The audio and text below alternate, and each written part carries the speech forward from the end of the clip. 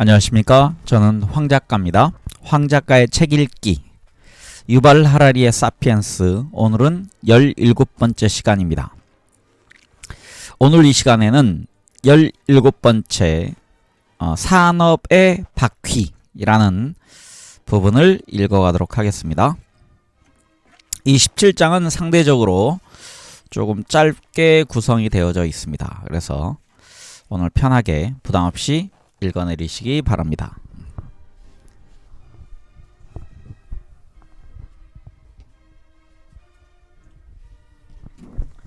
책이 좀 두꺼워서요. 이게 다루기가 조금 쉽지 않습니다. 이 묵직한 책, 역시 책장에 있을 때가 제일 아름답죠.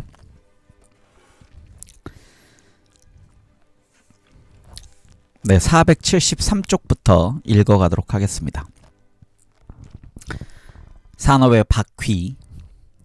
현대 경제가 성장할 수 있는 것은 우리가 미래를 신뢰하는 덕분이며 자본주의자들이 이윤을 생산해 재투자할 의사가 충만하기 때문이다.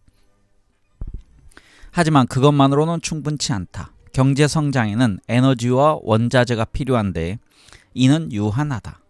만일 이것들이 고갈되는 때가 온다면 전체 시스템은 붕괴할 것이다. 하지만 과거를 증거로 삼자면 이런 것들이 유한하다는 것은 오직 이론적으로만 그렇다. 우리의 직관과는 반대로 지난 몇 세기 동안 인류의 에너지와 원자재 사용량은 급격히 늘었지만 이용 가능한 자원의 에너지의 양도 늘어났다. 둘 중 하나가 부족해서 경제 성장이 느려질 위험이 생기면 그때마다 과학적, 기술적 연구에 투자가 흘러 들어갔다.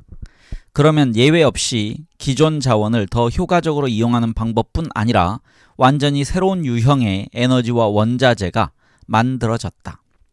운송수단 산업을 생각해보자. 지난 300년간 인류는 수십억 개의 탈 것을 만들어냈다. 마차에서 손수레, 기차, 자동차, 초음속 제트기, 우주왕복선까지 누군가는 우리가 이미 그토록 막대한 노력을 기울였으니 운송수단 생산에 쓸 수 있는 에너지원과 원자재는 고갈될 것이라고, 그래서 오늘날 우리는 저장고의 바닥이나 긁고 있을 것이라고 예상했었을지도 모른다. 하지만 실상은 그 반대다. 1700년 지구 전체의 운송수단 산업은 거의 전부 나무와 철에 의존한 데 비해 오늘날 이 산업은 플라스틱, 고무, 알루미늄, 티타늄 등 우리 조상들은 들어보지도 못했던 가지각색의 재료를 마음대로 사용할 수 있다. 1700년의 마차는 주로 목수와 대장장의 근력을 이용하여 만들어졌던 데 비해 오늘날 도요타와 보잉사에 있는 기계들은 석유 내연기관과 핵발전소로부터 동력을 공급받는다. 이와 비슷한 혁명은 산업의 거의 모든 분야를 휩쓸었다. 우리는 이를 산업혁명이라 부른다. 산업혁명 이전 수천 년 동안에도 인류는 매우 다양한 에너지원을 활용하는 방법을 알고 있었다. 사람들은 나무를 태워서 철강석을 재련하고 집에 난방을 하고 빵을 구웠다. 범선은 풍력을 이용해 항해했으며 물레방아는 강의 흐름을 이용해 곡물을 빻았다. 하지만 이 모든 동력은 분명한 한계와 문제점을 지니고 있었다. 나무는 아무데나 있는 것이 아니었고 바람은 필요할 때 불어주지 않았으며 수력은 강가에 살 때만 유용했다. 이보다 큰 문제는 한 유형의 에너지를 다른 유형으로 바꾸는 방법을 몰랐다는 데 있었다. 바람과 물의 움직임을 이용해 배를 항해하고 맷돌을 돌릴 수는 있었지만 그걸로 물을 데우거나 철광석을 녹일 수는 없었다. 반대로 나무를 태워서 생기는 열로 맷돌을 움직이게 할 수도 없었다. 인간에게는 그런 에너지 전환 묘기를 부릴 줄 아는 기계가 딱 하나밖에 없었다. 우리 몸이었다. 인간과 동물의 몸은 대사 과정에서 식품이라는 유기 원료를 태워서 거기서 방출되는 에너지를 근육의 움직임으로 전환한다. 사람과 동물은 곡물과 고기를 먹고 그 속에 탄수화물과 지방을 태워서 생긴 에너지를 일렸거나 전기를 끄는 데 사용한다. 이용 가능한 에너지 전환 장치라고는 사람과 동물뿐이었으므로 거의 모든 인간 활동의 핵심은 근력이었다. 인간의 근육은 수레와 짐을 만들었고 황소의 근육은 밭을 갈았으며 말의 근육은 물건을 운반했다. 이들 근육 기계의 연료를 공급한 에너지원은 단 하나, 식물이었다. 한편 식물은 태양에서 에너지를 얻었다. 광합성 과정을 통해 태양 에너지를 포함해서 그것을 유기화합물 속에 저장했다. 역사를 통틀어 인간이 행한 거의 모든 일은 근력을 바탕으로 했고 그 근원은 식물이 포획한 태양 에너지에 있었다. 그 결과 인류의 역사는 두 가지 주요 주기의 지배를 받았는데 식물의 성장 주기와 태양 에너지의 변화 주기, 즉 낮과 밤, 여름과 겨울이었다. 햇빛이 충분치 못하고 밀밭이 아직 녹색일 때는 인간에게 에너지가 거의 없었다. 곡물 창고는 비었고 세금 징수관은 놀았으며 병사들은 이동하고 싸우기가 힘들었고 왕들은 평화를 유지하는 경향이 있었다. 그러나 태양이 환하게 빛나고 밀이 익으면 농부는 수확을 해서 창고를 채웠다. 세리들은 자기 몫을 거두느라 바빴고 병사들은 근육을 울뚝불뚝 과시하고 칼을 갈았다. 왕들은 평의회를 소집하고 다음번 전투를 벌일 계획을 세웠다. 모두를 움직이는 힘은 식물에게 포획되어서 밀과 쌀과 감자에 저장된 태양 에너지였다. 소 제목이 있습니다. 부엌의 비밀. 이렇게 수천 년이 흐르는 동안 사람들은 에너지의 역사에서 가장 중요한 발명을 매일같이 직면하면서도 눈치를 채지 못했다. 그 발명은 하인이 차를 끓이기 위해 난로 위에 주전자를 올리거나 감자가 가득 찬 냄비를 올릴 때마다 사람들을 빤히 쳐다보았다. 물이 끓자마자 주전자나 냄비의 뚜껑은 튀어올랐다. 열이 운동으로 전환된 것이다. 하지만 튀어오르는 냄비 뚜껑은 성가셨다. 특히 냄비를 난로 위에 올려둔 사실을 잊고 있다가 물이 끓어 넘쳤을 때는 말이다. 아무도 거기에서 진정한 잠재력을 알아차리지 못했다. 9세기 중국에서 화약이 발명된 이후 열을 운동으로 전환하는 데 있어서 부분적 돌파구가 열렸다. 처음에는 화약을 이용해 발사체를 추진시킨다는 아이디어가 직관적으로 떠오르지 않았기 때문에 화약은 몇 세기 동안 화염폭탄을 만드는 데 주로 이용되었다. 하지만 결국 대포가 등장했다. 아마도 어느 화약 전문가가 막자사발에 화약을 넣고 갈다가 그게 터져서 막자가 포탄처럼 튀어나오는 것을 발견한 다음의 일이었을 것이다. 화약이 발명되고 나서 약 600년 후에야 비로소 대포가 발달했다. 심지어 그때도 열을 운동으로 전환한다는 아이디어는 직관적인 것이 아니었기에 열을 이용해 물건을 움직이는 차세대 기계가 발명된 것은 또다시 3세기가 흐른 다음의 일이었다. 신기술은 영국의 석탄 광산에서 태어났다. 영국의 인구가 급격하게 늘어나자 성장하는 경제의 원료를 대고 집과 경작지를 위한 자리를 만들기 위해 숲의 나무들이 베어져 나갔다.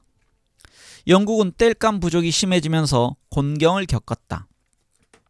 사건은 나무 대신 석탄을 뗀 데서 시작했다.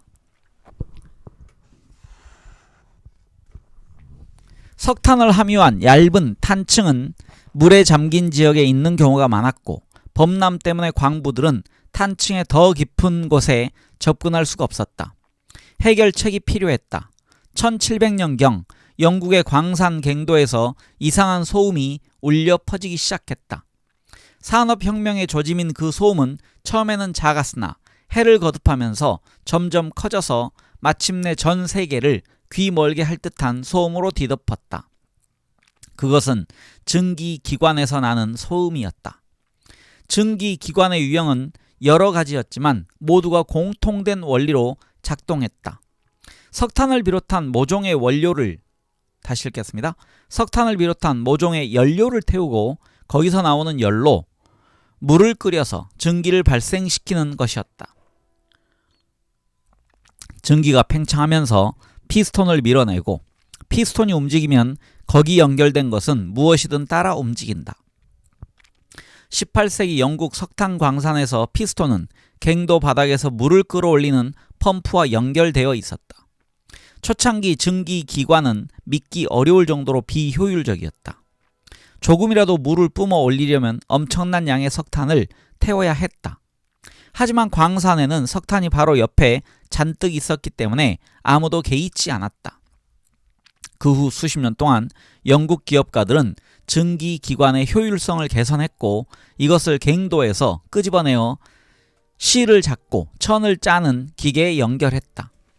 덕분에 섬유 생산의 혁명이 일어나서 싼값에 점점 더 많은 양을 생산할 수 있게 되었다. 눈 깜짝할 새 영국은 세계의 공장이 되었다. 하지만 이보다 중요한 점은 증기기관을 갱도에서 끄집어내면서 중요한 심리적 장벽이 깨졌다는 사실이었다. 직조기를 돌리기 위해 석탄을 뗄 수 있다면 가령 운송수단처럼 다른 것들을 움직이는데도 같은 방법을 이용하지 못할 이유가 어디 있겠는가. 1825년 한 영국의 엔지니어는 석탄이 가득 찬 운반 차량의 행렬에 증기기관을 연결했다. 증기 엔진은 이 광차들을 인근의 20km 떨어진 항구까지 끌고 갔다. 이것이 역사상 첫 증기기관차였다. 만일 증기를 이용해 석탄을 운반할 수 있다면 다른 물건은 왜 안 되겠는가? 사람은 왜 안 되겠는가? 1830년 9월 15일 리버풀과 맨체스터를 잇는 최초의 상업철도가 영업을 시작했다. 열차를 움직인 것은 이전에 물을 뿜어내는 직조기를 움직였던 증기력이었다. 불과 20년 만에 영국에는 수만 킬로미터의 철로가 놓였다. 이때부터 사람들은 기계와 엔진이 한 유형의 에너지를 다른 유형의 에너지로 바꾸는데 사용될 수 있다는 아이디어에 사로잡혔다. 세계 어느 곳에 있는 어떤 형태의 에너지든 우리가 알맞은 기계를 발명할 수만 있다면 우리에게 필요한 어떤 일에든 사용할 수 있었다. 가령 물리학자들이 원자의 엄청난 양의 에너지가 저장되어 있다는 사실을 깨달았을 때 이들은 고민하기 시작했다.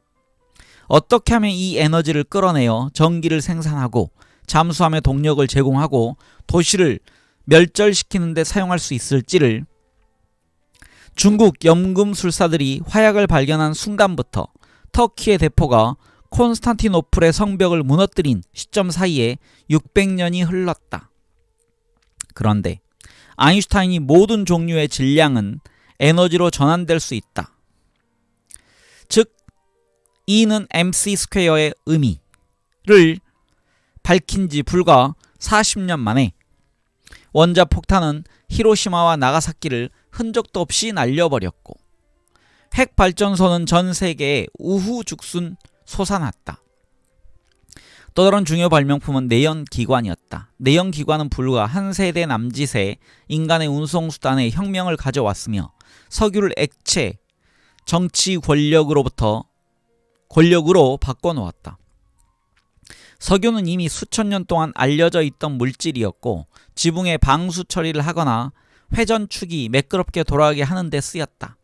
하지만 한 세기 전만 하더라도 그 이상의 효용이 있을 것이라고는 아무도 생각하지 못했다. 석유를 위해 피를 흘린다는 생각은 우스꽝스럽게 들렸을 것이다. 땅을 놓고 혹은 금이나 후추, 노예를 두고 싸울 수는 있지만 석유라니. 전기의 행적은 이보다 더욱 놀랄만하다. 2세기 전에 전력은 경제에 아무런 역할을 하지 않았고 기껏해야 신비로운 과학실험이나 값싼 마술 기교에 사용되었을 뿐이었다. 하지만 1년의 발명이 이어지자 전력은 도처에 존재하는 램프 속의 거인이 되었다. 우리가 손가락만 까딱하면 전기는 책을 인쇄하고 옷을 꿰매고 채소를 신선하게 보관하고 아이스크림을 얼리고 저녁 식사를 요리하고 범죄자를 처형하며 우리의 생각을 기록하고 웃음을 녹음하고 밤에 불을 밝히고 수많은 TV쇼를 통해 우리를 즐겁게 한다. 전력이 어떻게 이런 일을 다 해내는지 아는 사람은 거의 없지만 전기가 없는 삶을 상상할 수 있는 사람은 더더욱 없다. 네, 다음 소제목은 에너지의 바다라고 되어 있습니다. 에너지의 바다. 산업혁명의 핵심은 에너지 전환의 혁명이었다. 우리가 사용할 수 있는 에너지에는 한계가 없다는 사실을 산업혁명은 되풀이해서 보여주었다. 좀 더 정확히 말하자면 유일한 한계는 우리의 무지일 뿐이라는 것을 보여주었다. 불과 몇십 년마다 새로운 에너지원이 발견되었고 그 덕분에 우리가 사용할 수 있는 에너지의 총량은 계속 늘었다. 그런데도 에너지 고갈을 두려워하는 사람이 이렇게 많은 이유는 무엇일까? 사용 가능한 화석 연료가 고갈되면 재앙이 닥칠 것이라고 경고하는 이유는 무엇일까? 분명 세상에는 에너지 결핍이 존재하지 않는다.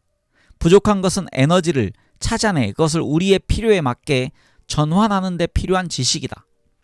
지구의 화석 연료 전체에 저장된 에너지의 총량은 태양이 매일 공짜로 보내주는 에너지에 비하면 무시할 만한 정도다. 태양 에너지 중 지구에 도달하는 것은 극히 일부에 지나지 않는데도 그 양은 매년 376만 6,800 엑시줄에 이른다. 1줄은 미터법에 의한 에너지 단위의 하나다. 당신이 작은 사과를 수직으로 1m 들어 올리는 데 사용하는 정도의 양이다. 엑시줄은 제가 잘못 읽었습니다. 이게 엑사줄입니다. 엑사줄은 1줄에 10억의 10억 배다. 어려운 얘기가 나왔습니다. 제가 이 책을 중간에 여담인데요. 이 책을 읽으면서 지금 저는 두 번째 소리내서 읽느라고 두 번째 읽는데 이 책에 이런 내용이 있었나 할 정도로 생소합니다. 10년도 안 됐는데요. 참 불과 3, 4년 전이었던 것 같은데 읽었던 게 이렇게 인간의 망각은 무섭습니다. 이어가겠습니다. 인간의 모든 활동과 산업에서 매년 소비하는 양은 500엑사줄 가량으로 지구가 태양으로부터 90분간 받는 양에 불과하다. 태양 에너지만 이야기해도 이런데 우리 주위에는 그 밖에도 핵 에너지, 중력 에너지 등 수많은 에너지원이 있다. 후자의 가장 뚜렷한 예는 달의 인력에 의해 바다에서 일어나는 밀물과 썰물의 힘이다. 산업혁명 이전의 인류의 에너지 시장은 거의 전적으로 식물에 의존했다. 사람은 연간 3,000엑사줄을 저장하는 녹색 에너지 저장소 옆에 살았으며 여기에서 최대한 많은 에너지를 끄집어내려고 노력했다. 하지만 식물에서 추출할 수 있는 에너지의 양에는 분명한 한계가 존재했다. 산업혁명 기간에는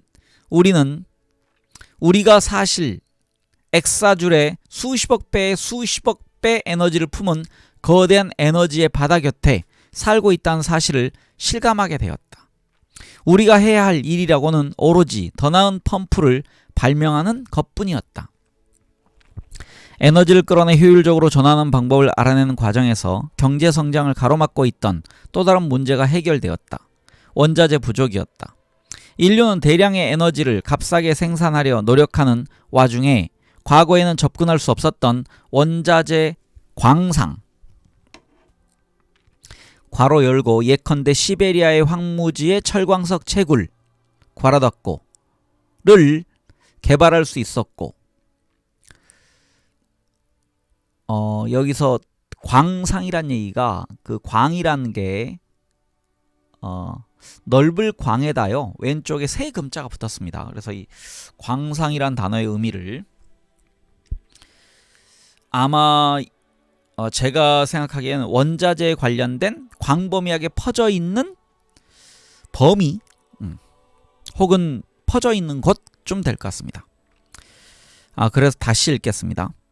인류는 대량의 에너지를 값싸게 생산하려 노력하는 와중에 과거에는 접근할 수 없었던 원자재 광상을 개발할 수 있었고 혹은 점점 더 먼 곳에서 원자재를 실어 올 수 있었다. 예컨대 호주산 양모를 영국의 직조기에 공급했다. 더불어 여러 과학적 혁신이 일어나 인류는 플라스틱 같은 완전히 새로운 원자재를 발명할 수 있었다. 과거에는 전혀 알지 못했던 규소나 알루미늄 같은 천연 자원도 발견할 수 있었다.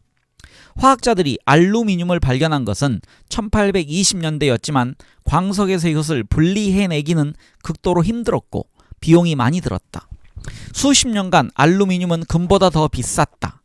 1860년대 프랑스의 나폴레옹 3세 황제는 가장 신분이 높은 손님들 앞에는 알루미늄 식기를 놓으라고 지시했다. 그보다 신분이 떨어지는 사람들 앞에는 금으로 된 나이프와 포크가 놓였다. 하지만 19세기 말 화학자들이 막대한 양의 알루미늄을 값싸게 추출하는 방법을 알아냈고 오늘날 연간 총 생산량은 3천만 톤에 이른다. 만일 나폴레옹 3세가 자기 백성의 후손들이 샌드위치를 싸거나 남은 음식을 가져갈 때 값싼 알루미늄 호일을 사용한다는 이야기를 듣는다면 정말 놀랄 것이다. 2000년 전 지중해 연안 주민들은 피부 건조증에 시달릴 때면 손바닥에 올리브 기름을 칠해서 문질렀다. 오늘날 사람들은 핸드크림 튜브를 연다. 다음은 내가 동네 가게에서 사온 평범한 핸드크림의 성분 목록이다. 타륨수, 스테아르산, 글리세린, 카프릴릭, 트리글리세라이드, 프로릴렌 글리콜, 이소프로필, 미리스트 산염, 인삼 추출물, 방향성 물질, 세틸 알코올, 트리에탄올 아민, 다이메티콘, 악토스타필로스 우바우르시 잎 추출물, 마그네슘, 아스코빌 포스페이트, 아미다졸리디닐 요소, 메틸 파라벤, 장뇌, 포르포리 파라벤, 히드록시소헥실 3, 시클로헥센, 카복스 알데히드, 히드록시 시트로넬랄, 리날룰, 부틸페닌, 페닐, 메틸 프로플로날, 시트로렐롤, 리모닌, 게라니올. 거의 모든 성분이 지난 2세기 동안 발명되거나 발견된 것이다.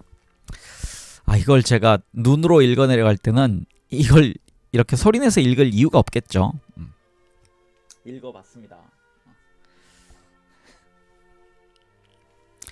제1차 세계대전 중 독일은 봉쇄를 당해 심각한 원자재난을 겪었다. 특히 화약을 비롯한 폭발물의 원료가 되는 초석이 부족했다.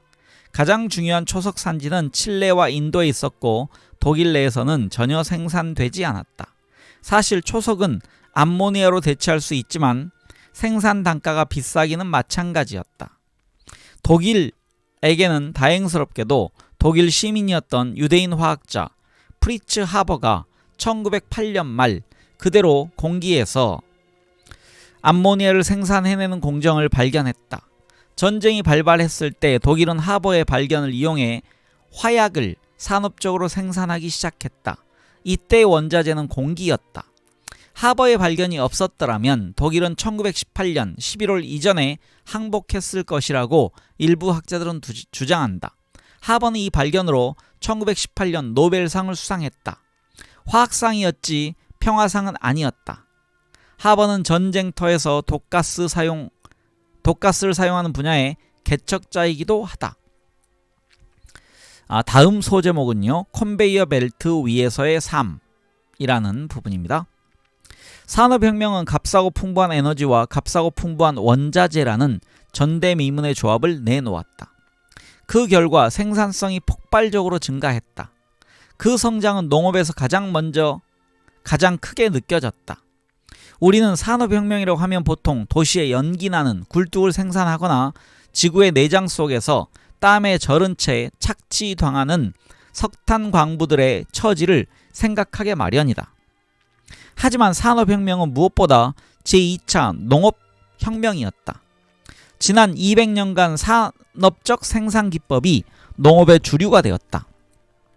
트랙터 같은 기계들이 과거 근육의 힘으로 수행되었거나 아예 수행되지 않던 일들을 떠맡기 시작했다. 농경지와 가축의 생산성은 인공비료, 산업적 살충제, 호르몬과 약물이라는 무기고 덕분에 크게 높아졌다. 농산물은 냉장고, 선박, 항공기 덕에 몇 개월씩 저장되었다가 신속하고 값싸게 세계의 다른 지역으로 옮겨졌다. 유럽인들은 신선한 아르헨티나 쇠고기와 일본 스시로 식사를 하기 시작했다.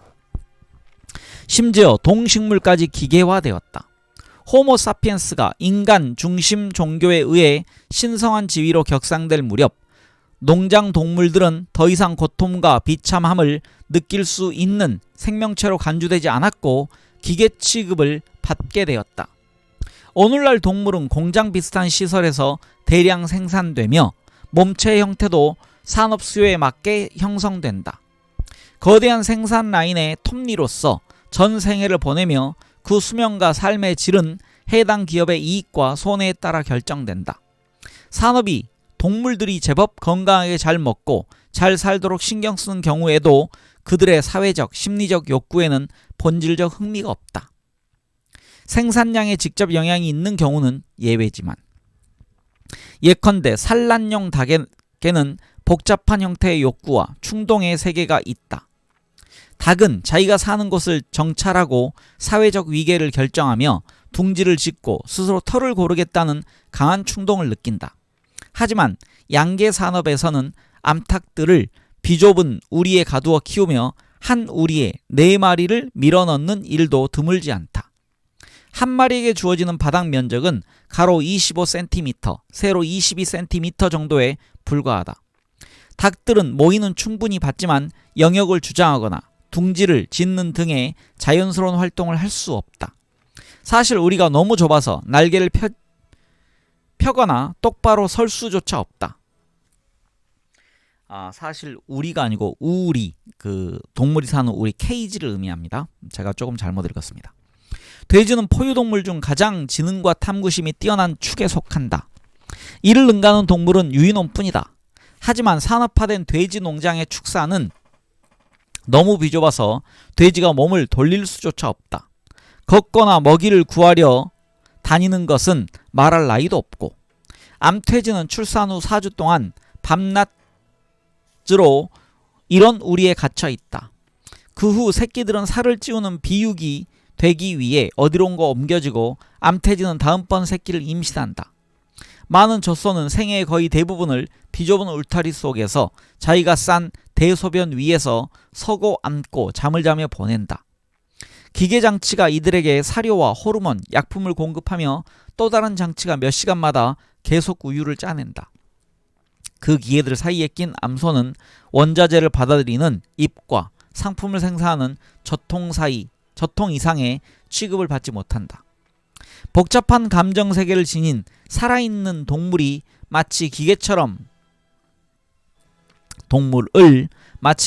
대하는 것은 그들에게 육체적 불편뿐 아니라 그에 못지 않은 스트레스와 심리적 좌절을 안겨준다. 대서양 노예무역이 아프리카인을 향한 증오의 결과가 아니었던 것처럼 현대 동물 산업도 악의를 기반으로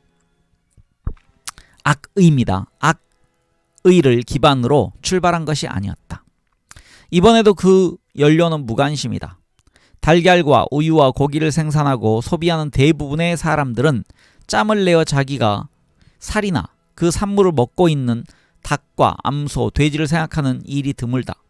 실제로 생각해본 사람들은 종종 그런 동물은 실제로 기계와 다를 것이 거의 없어 감정이나 느낌이 없고 고통을 느낄 능력도 없다고 주장한다.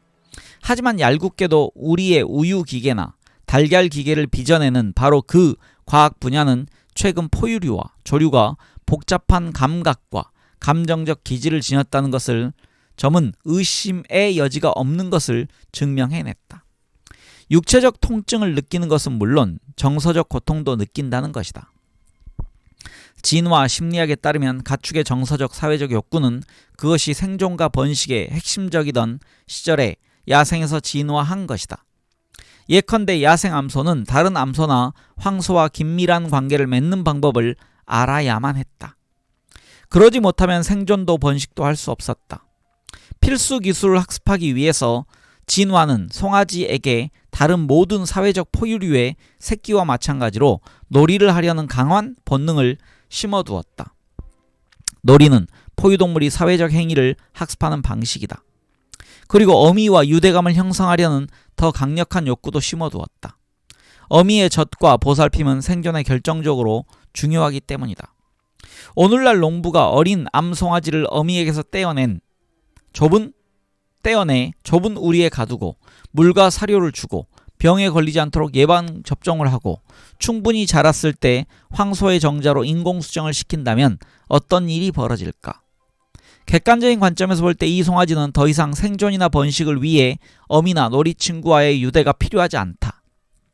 하지만 송아지 입장에서는 여전히 어미와 유대를 맺고 다른 송아지와 놀겠다는 강력한 욕구를 느낀다.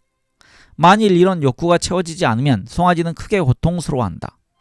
진화 심리학이 우리에게 가르쳐준 기본 교훈은 야생에서 형성된 욕구는 설사 더 이상 생존과 번식에 필요하지 않게 되었다 할지라도 계속 주관적으로 느껴진다는 점이다.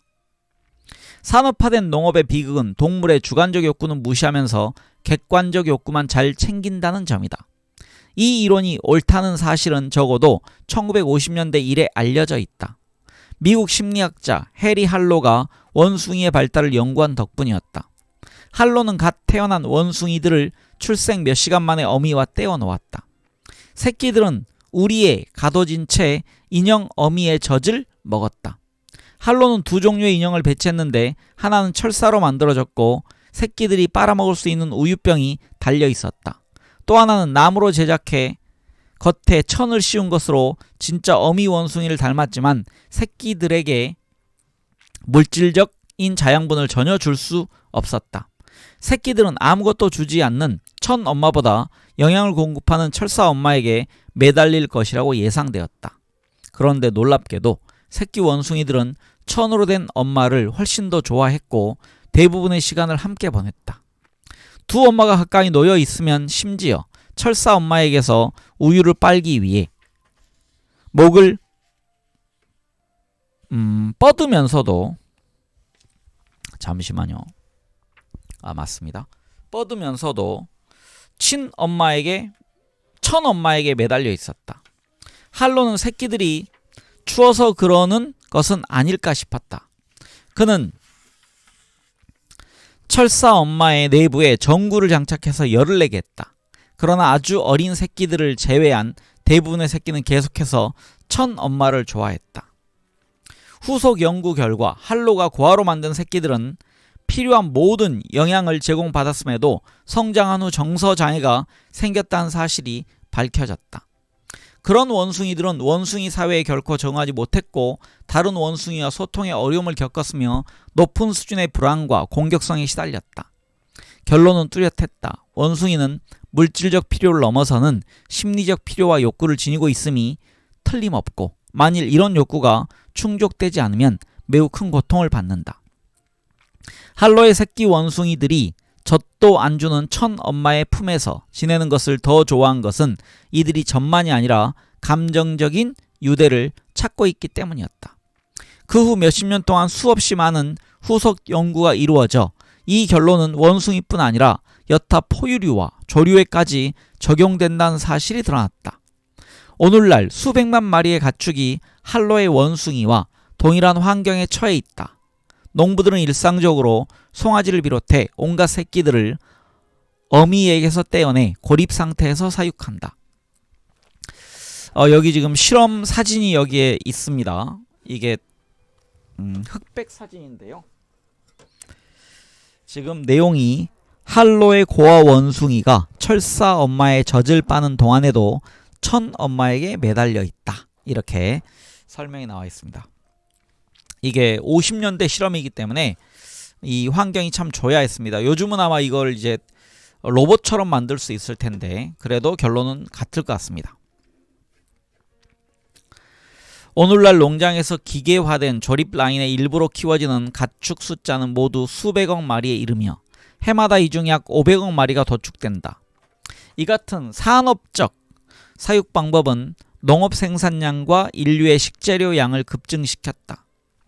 기계화된 농작물 재배법과 산업적 가축 사육 방법은 현대 사회경제 질서의 기반이다. 농업이 산업화되기 전에 들판과 농장에서 생산된 식량의 대부분은 농부와 가축을 먹이느라 낭비되었고 생산량 중 아주 낮은 비율만이 장인과 교사, 사제와 관료에게 돌아갈 수 있었다. 그 결과 거의 모든 사회에서 농부가 차지하는 비율은 90%를 넘었다. 농업이 산업화되자 적은 수의 농부로도 많은 사무원과 공장 노동자를 먹여 살리기에 충분하게 되었다.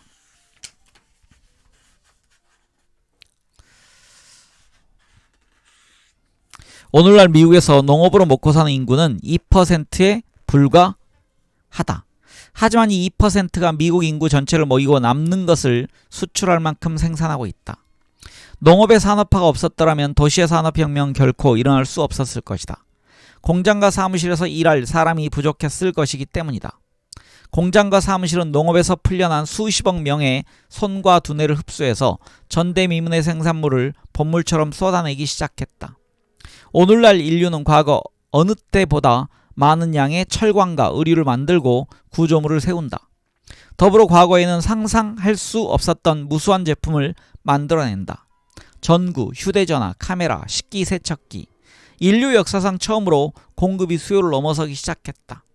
그러면서 완전히 새로운 종류의 문제가 생겼다. 누가 이 모든 물건을 구매할 것인가? 다음 소제목은 그래서 쇼핑의 시대입니다. 현대 자본주의 경제는 생존을 위해 끊임없이 생산량을 늘려야 한다. 상어가 계속 헤엄치지 않으면 질식하는 것과 마찬가지다. 하지만 만드는 것만으로는 충분치 못하다. 누군가 제품을 사주어야 한다. 그렇지 않으면 제조업자와 투자자는 함께 파산할 것이다. 이런 파국을 막으면서 업계에서 생산하는 신제품이 무엇이든 사람들이 항상 구매하기 위해서 새로운 종류의 윤리가 등장했는데 이것이 바로 소비지상주의다. 역사를 통틀어 대부분의 사람들은 결핍 속에서 살았다. 그러므로 검약이 표어였다. 청교도와 스파르타인의 금욕윤리는 가장 유명한 두 사례였다. 훌륭한 사람은 사치품을 멀리했고 음식을 버리지 않았으며 바지가 찢어지면 새로 사는 것이 아니라 꿰매 입었다. 오로지 왕과 귀족들만이 그런 가치관을 공개적으로 포기하고 자신들의 부를 눈에 띄게 뽐낼 수 있었다. 소비지상주의는 점점 더 많은 재화와 용역을 소비하는 것을 긍정적으로 본다. 사람들로 하여금 제 자신에게 잔치를 베풀어 실컷 먹게 하고 자신을 망치고 나아가 스스로 죽이게끔 한다. 검약은 치료가 필요한 질병이라고 말한다. 소비지상주의 윤리가 실제로 작동 중이라는 사실을 알려면 멀리 갈 필요도 없이 시리얼 상자의 뒷면을 읽어보면 된다. 내가 좋아하는 아침용 시리얼은 이스라엘 회사 텔마의 것인데 그 상자에는 이런 말이 적혀 있다. 당신은 가끔 맛있는 것을 잔뜩 먹어야 합니다. 가끔은 에너지만 약간 보충하면 됩니다. 과체중에 주의해야 할 때도 있지요. 하지만 뭔가 먹어야만 할 때도 있습니다. 바로 지금처럼. 텔마는 바로 당신을 위해 다양하고도 맛있는 시리얼을 제공합니다. 후회 없이 마음껏 드세요. 이 상자에는 헬스 트리츠라는 또 다른 시리얼 브랜드를 자랑스럽게 광고하는 말도 적혀 있다. 헬스 트리츠는 다량의 곡물, 과일, 견과를 제공합니다. 맛과 즐거움, 건강이 결합된 경험을 선사하죠. 낮에 즐기는 파티, 건강한 생활 방식에 맞는 스낵, 더욱 놀라운 맛을 지닌 진짜 선물. 이런 글들은 역사상 대부분의 기간 동안 사람들을 유혹하기보다 배척받기가 더 쉬웠다. 사람들은 여기에 이기적이고 퇴폐적이고 도덕적으로 부패했다는 낙인을 찍었을 것이다. 소비지상주의는 대중심리학, 도움을 받아 사람들에게 탐닉은 당신에게 좋은 것이며 검약은 스스로를 억압하는 것이라고 설득하려 무진장했었다. 설득은 먹혔다. 이제 우리는 모두가 훌륭한 소비자다. 우리는 실제로 필요하지 않은 상품들을 무수히 사들인다. 어제까지만 해도 존재하는 줄도 몰랐던 것들을 말이다. 제조업자들은 일부러 수명이 짧은 상품들을 고안하고 이미 완벽하게 만족스러운 제품을 불필요하게 생산하는 새 모델을 발명한다. 다시 읽겠습니다. 이미 완벽하게 만족스러운 제품을 불필요하게 갱신하는 새 제품을 발명한다. 이것은 유행을 따르려면 반드시 사야 하는 물건이다. 쇼핑은 인기 있는 소일거리가 되었으며 소비재는 가족, 배우자, 친구 관계의 핵심 매개물이 되었다. 크리스마스 같은 종교 휴일은 쇼핑 축제가 되었다. 미국의 경우 심지어 현충일도 마찬가지다. 원래는 순국선열을 추모하는 경건한 날이었지만 이제는 특별 세일을 하는 기회가 되었다. 대부분의 사람들은 이날을 기념하기 위해 쇼핑을 하러 가는데 어쩌면 자유를 수호했던 사람들의 죽음이 헛되지 않았다는 사실을 증명하기 위해서 그러는 것일지도 모르겠다. 소비지상주의 윤리가 꽃피었다는 사실은 식품시장에서 가장 분명하게 드러난다. 전통 농업사회는 굶주림이라는 무시무시한 그늘 속에서 살았다. 오늘날의 풍요사회에서 건강에 가장 심각한 문제는 비만인데 그 폐해는 가난한 사람이 부자들보다 훨씬 더 심각하게 입는다. 거기에 지금 이유가 설명되어 있는데요. 가난한 사람들은 햄버거와 피자를 잔뜩 먹는다. 부자들은 유기농 샐러드와 과일 스무디를 먹는다. 이렇게 되어 있습니다. 미국 사람들이 해마다 다이어트를 위해 소비하는 돈은 나머지 세상에 배고픈 모든 사람을 먹여 살리고도 남는 액수다. 비만은 소비지상주의의 이중 승리다. 사람들은 너무 많이 먹고 다이어트 제품을 산다. 너무 적게 먹으면 경제가 위축될 테니 경제성장의 이중으로 기여하는 것이다. 소비지상주의 윤리와 사업가의 자본주의 윤리를 어떻게 일치시킬 수 있을까? 후자에 따르면 이유는 낭비되어서는 안되고 생산을 위해 재투자되어야 하는데 말이다. 답은 간단하다. 과거에도 그랬듯이 오늘날 엘리트와 대중 사이에는 노동의 분업이 존재한다. 중세 유럽의 귀족들은 값비싼 사치품에 돈을 흥청망청 썼지만 농부들은 한 푼 한 푼 돈을 아끼면서 검소하게 살았다. 오늘날은 상황이 역전되었다. 부자는 자산과 투자물을 극히 조심스럽게 관리하는 데 반해 그만큼 잘 살지 못하는 사람들은 빚을 내서 정말로 필요하지도 않은 자동차와 TV를 산다. 자본주의 윤리와 소비지상주의 윤리는 동전의 양면이다. 이 동전에는 두 계율이 새겨져 있다. 부자의 지상 계율은 투자하라 이고 나머지 사람들 모두의 계율은 구매하라 이다. 자본주의, 소비지상주의 윤리는 다른 면에서도 혁명적이다. 이전 시기의 윤리 체계들은 대부분 사람들에게 매우 힘든 거래를 제시했다. 사람들은 천국에 갈 수 있다는 약속을 받았지만 그러려면 동정심과 간용을 키우고 탐욕과 분노를 극복하며 이기심을 억제해야만 한다는 조건이 붙었다. 그것은 대부분의 사람에게 너무 어려운 조건이었다. 윤리의 역사는 아무도 그에게 맞춰 살 수 없는 훌륭한 이상들로 점철된 슬픈 이야기다. 대부분의 기독교인은 예수를 모방하지 않았고 대부분의 불교도는 부처를 따르는 데 실패했으며 대부분의 유생들은 공자를 우라통 터지게 했을 것이다. 이와 대조적으로 오늘날 대부분의 사람들은 자본주의, 소비지상주의 이념을 성공적으로 준수하며 살아간다. 새로운 윤리가 천국을 약속한 대신 내놓은 조건은 부자는 계속 탐욕스러움을 유지한 채 더 많은 돈을 버는 데 시간을 소비할 것, 그리고 대중은 갈망과 열정의 고삐를 풀어놓고 점점 더 많은 것을 구매할 것이다. 이것은 그 신자들이 요청받은 그대로를 실제로 행하는 역사상 최초의 종교다.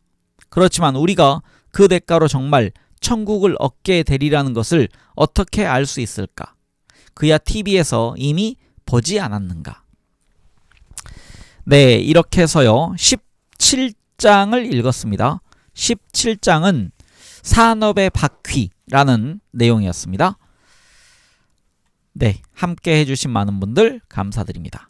다음 시간에는 18장 끝없는 혁명을 읽어가도록 하겠습니다. 네, 편한 하루 보내십시오. 감사합니다.